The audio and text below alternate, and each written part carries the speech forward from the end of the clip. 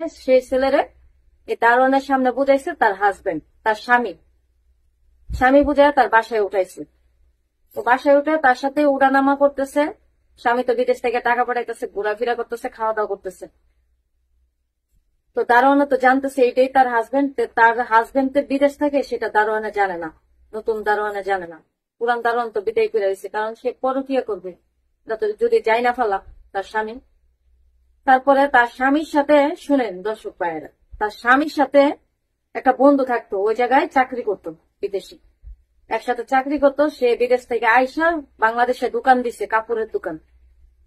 কাপড়ের দোকান দিছে পরে সে একদিন বের হইছে ওই ছেলেরে নিয়ে, ওই বিদেশির বউ বের হইছে ওই ছেলেরে নিয়ে। সে কাপড় কিনতে গেছে ওই বিদেশের বন্ধুর দোকানে, কাপড় কিনতে গেছে।